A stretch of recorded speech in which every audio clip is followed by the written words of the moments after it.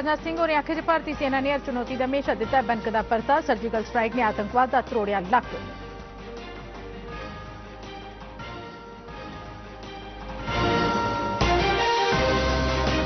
Lieutenant governor Manoj Sinha होरें आखेआ सुरक्षा बलें आपसी तालमेल कन्नै आतंकवादियों पर बनाया दबाव। नेकां सिरे दे आतंकवादियों दा कीता सफाया।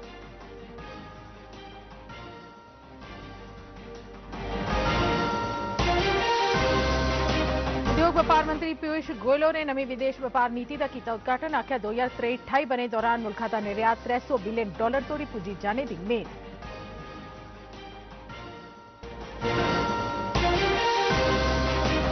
लेफ्टिनेंट गवर्नर मनोज सिन्हा होरें श्री अमरनाथ तीर्थ स्थान बोर्ड की 44वीं बैठक की की प्रधानता। यात्रुओं की सहूलत च बाद्धा करने पर की गई चर्चा।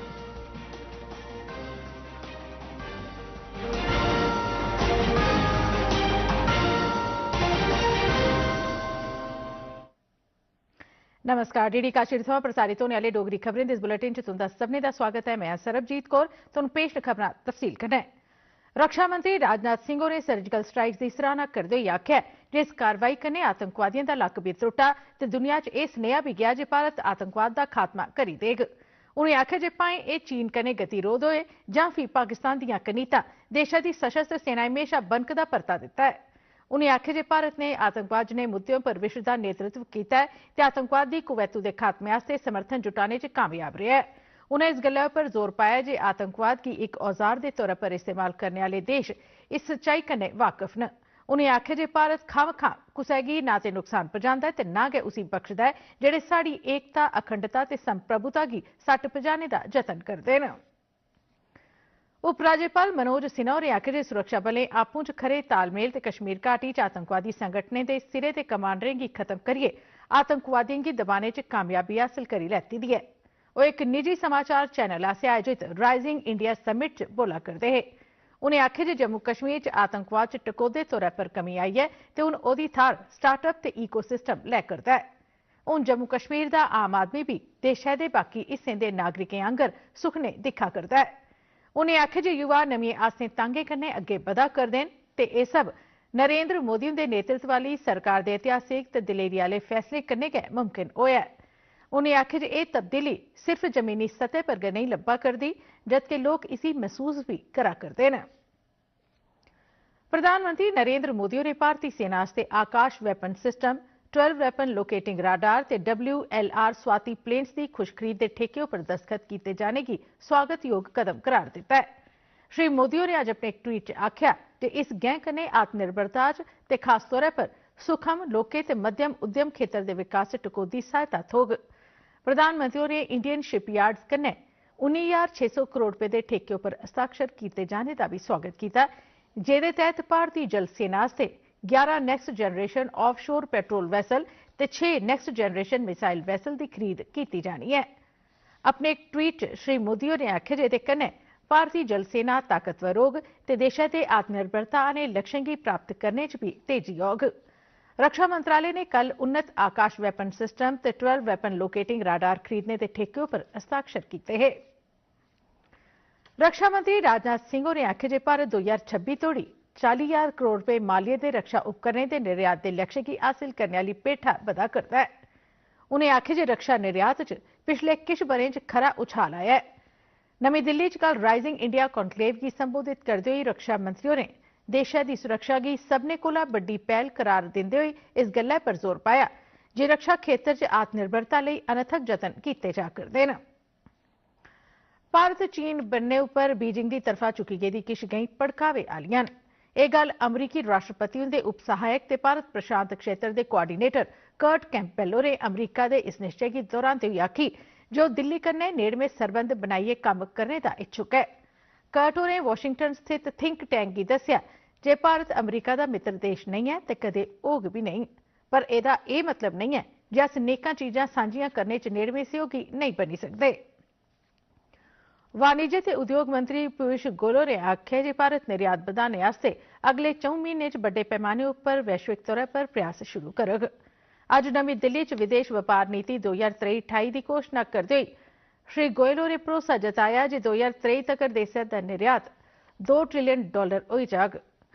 उन्हें आखे जे विदेश व्यापार नीति 2023 कन्नै ई कॉमर्स निर्यात की बढ़ावा थोग ते 2030 तक ए 200 कोला 300 बिलियन डॉलर दा होई जाग। श्री गोयल होरें आखे जे पहले माली बरे 2023 तक कुल निर्यात 750 बिलियन डॉलर करने का लक्ष्य है, पर हुण ए 765 कोला 770 बिलियन डॉलर रोग। विदेश व्यापार नीति भारतीय रुपये च भी व्यापार की बढ़ावा देग। सिचुएशन के कारण, लेकिन अच्छी नई चीजें इसमें जुड़ी हैं जिससे आगे के लिए फ्लेक्सिबिलिटी रहे। और जो आपने गत वर्षों में देखा होगा, इस सरकार में काम करने के ढंग में लचीलापन है, किस तरीके से हम रिस्पॉन्ड कर सके समस्याओं को, या जो जो परिस्थितियां पैदा होती हैं उसको हम किस प्रकार से समय समय पे उस लाभ भी कर सके। As they say, nothing is constant in life, or the only thing constant is change. And I think that's what my previous speakers all alluded to.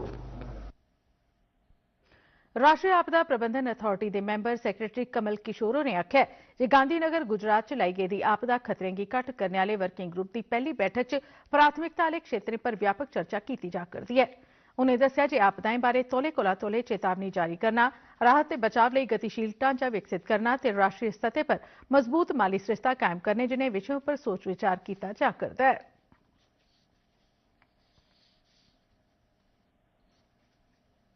माली बरे 2022-23 के दसंबर महीने दौरान 2021-22 माली बरे के दसंबर महीने के मुकाबले 15% GST ज्यादा किट्ठा होया। इस गल्ला की जानकारी केंद्रीय वित्त राज्य मंत्री पंकज चौधरी ने दी।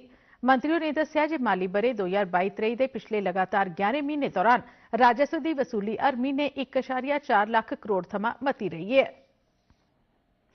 प्रधानमंत्री नरेंद्र मोदी ने एकीकृत शुल्क लागू करने वास्ते पेट्रोलियम ते कुदरती गैस नियामक बोर्ड की सराहना की है। पेट्रोलियम ते प्राकृतिक गैस मंत्री हरदीप सिंह पुरी उनके ट्वीट का जिक्र करते हुए प्रधानमंत्री ने इसी ऊर्जा ते प्राकृतिक गैस च टकोदा सुधार दस्सिया।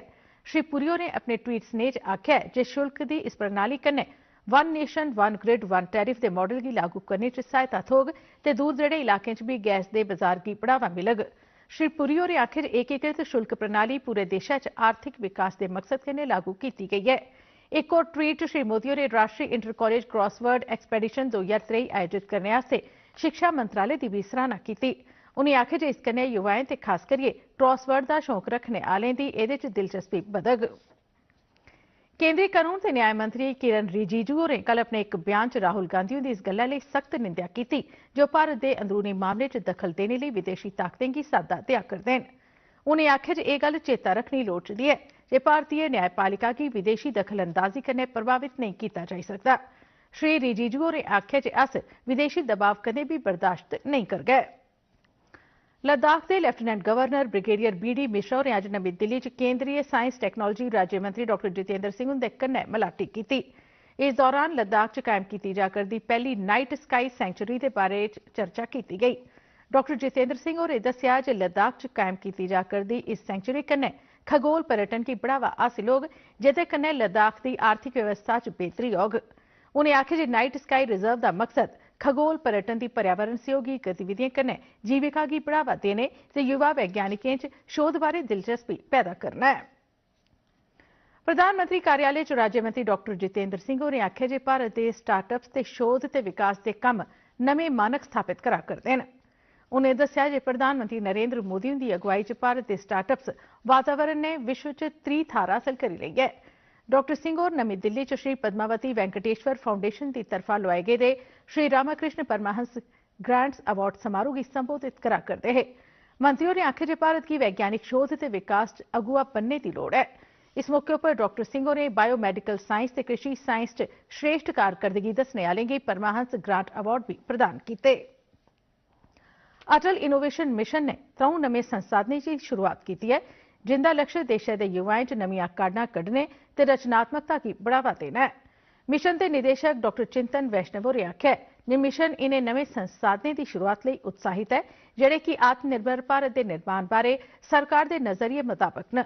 उन्हें आख्या जे यह पहलकदमियां देशै दे नौजवानें दे दिल दमागें की जरूरी कौशल कन्नै सशक्त बनाने च बड़ी अग्गे तोड़ी लेने आलियां न, जिंदे नै ओह औने आले समें च नवीं काढां कड्ढने ते तब्दीली आनने आले साबित होंगन।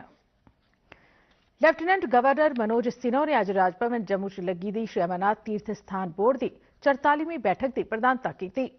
बैठक च बोर्ड के सदस्य स्वामी अवधेशानंद गिरी जी महाराज, डीसी रैना, श्रीमती कैलाश मेहरा साधु, श्री के.एन. राय, श्री के.एन. श्रीवास्तव, पीतांबर लाल गुप्ता, शैलेश रैना, प्रोफैसर विश्वमूर्ति शास्त्री ते श्रीमती मंजू गर्ग शामिल हुए। बैठक च यात्रा गी सखल्ला ते आरामदायक बनाने लई चलाए जा करदे प्रोजेक्टें दा जायजा लैता गया। इहदे अलावा बैठक च यात्रुएं दे पंजीकरण, हैलीकॉप्टर सेवा, यात्रा कैंप, लंगर ते बीमा सेवा हासिल करवाए जाने उपर भी चर्चा की गई। श्री माता वैष्णो देवी तीर्थ स्थान बोर्ड की जल संरक्षण कम्मै लई जल प्रहरी सम्मान दिता गया। बोर्ड की यह सम्मान नमीं दिल्ली च इस महीने की 29 तरीक गी लग्गे दे समारोह दौरान प्रदान किया गया। जल शक्ति मंत्रालय की तरफा लोआए गए समारोह दौरान बोर्ड के मुख्य कार्यकारी अफसर अंशुल गर्ग ने यह सम्मान केंद्रीय जल शक्ति मंत्री गजेंद्र सिंह शेखावत उनके कोला हासिल किया। श्री गर्ग ने श्री माता वैष्णो देवी तीर्थ स्थान बोर्ड के chairman lieutenant governor Manoj Sinha ਦੇ ਮਾਰਗਦਰਸ਼ਨ ਚ ਕੀਤੇ ਗਏ ਦੇ ਕੰਮਾਂ ਲਈ ਸਨਮਾਨਿਤ ਕੀਤੇ ਜਾਣੇ ਲਈ ਕੇਂਦਰੀ ਮੰਤਰੀਆਂ ਦਾ ਆਭਾਰ ਪ੍ਰਗਟ ਕੀਤਾ। ਇਸ ਸਨਮਾਨ ਲਈ ਮੁਲਕ ਭਰ ਚ 50 ਜਲ ਪ੍ਰਹਰੀਆਂ ਕੀ ਚੁਣਿਆ ਗਿਆ। ਇਹ ਚੇਤਾ ਕਰਵਾਉਣ ਵਾਲੀ ਗੱਲ ਹੈ ਕਿ ਮਾਤਾ ਵੈਸ਼ਨੋ ਦੇवी बोर्ड यात्रियों की बेहतर सहूलत हासिल करवाने के अलावा जल प्रबंधन ते जल संरक्षण ਲਈ भी महत्वपूर्ण भूमिका निभा करता है। केंद्रीय सेहत मंत्री मनसुख मांडविया और आखे जे प्रधानमंत्री नरेंद्र मोदी और आम आदमी की रियायती कीमतों पर दवाइयां हासिल करवाने लिए प्रतिबद्ध हैं। उन्हें आखे जे दवाई उपलब्ध नहीं होने कारण किसी की भी मौत नहीं होए, इस मकसद लिए जन औषधि केंद्र कायम करने की योजना बनाई गई है। मंत्रियों ने आखे जे रोजाना तकरीबन 20 लाख लोग इन्हें केंद्र थमां सस्तियां दवाइयां लैंदे न। मंत्रियों ने दस्सिया जे कैंसर की जिहड़ी दवाई बाजार च 800 रुपए च बेची जाती है, उसका मुल जन औषधि केंद्र पर छड़ा 137 रुपए है। उन्हें आखे जे सरकार ने दवाइयां के म्यार पर पूरी तक रखी दी है। मुल्खा के कई हिस्सों च पिछले किश दिनों थमां कोविड के मामले च लगातार बाद्धा हुआ करता है। जंदे 24 घंटे च कोविड के 3000 कोला वध नवे मामले दर्ज किए गए। इसी दिखते हुए केंद्र सरकार की तरफा सभनें राज्यों ते केंद्र शासित प्रदेशों की आख्या गया जो कोविड दिशा निर्देशों की सख्ती कन्नै लागू करने पर विचार करन। केंद्र ने यह भी आख्या जो कोविड टेस्टिंग के कम्मै गी भी तेज किया जाग ते कन्नै इस महामारी कन्नै निपटने लई सेहत केंद्रें च तैयारियों का जायजा लैता जा। मुल्खा च कोविड खिलाफ जारी राष्ट्रीय टीकाकरण मुहिम तहत हुणे तोड़ी 220 करोड़ 65 लाख टीके लाई जा चुके हैं। पिछले 24 घंटे दौरान 6553 टीके लाए गए। मुल्खा च कोविड महामारी कारण अजे तोड़ी 5,30,867 मौतां हो चुकी हैं। इस रोग थमां ठीक होने वाले मरीजों की शरह 98.78% है ते पिछले 24 घंटे दौरान मुल्खा च कोविड के 3095 नवे मामले दर्ज किए गए, जिंदे कन्नै मुल्खा च सक्रिय मामले बधिए 15,208 हो गए हैं। दूरदर्शन जम्मू के 4 कर्मचारी नेका बने तोड़ी अपनी सेवा देने परंत अज रिटायर हो गए।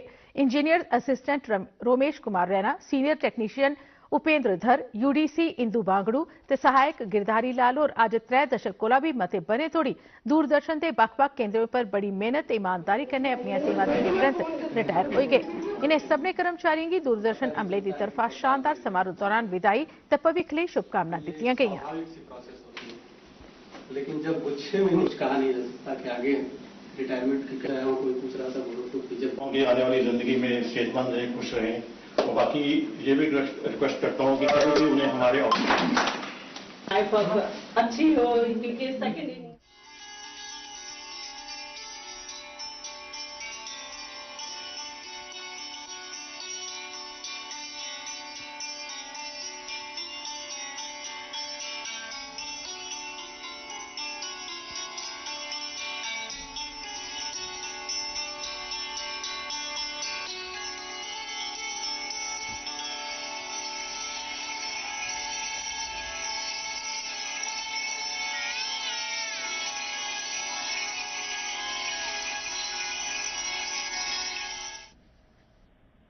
कृषि उत्पादन विभाग के एडिशनल चीफ सैक्रटरी अटल डुल्लू ने समूचे कृषि विकास प्रोग्राम के प्रोत्साहन अभियान लिए अज सिविल सैक्रटरीएट एक जायजा बैठक की अध्यक्षता की।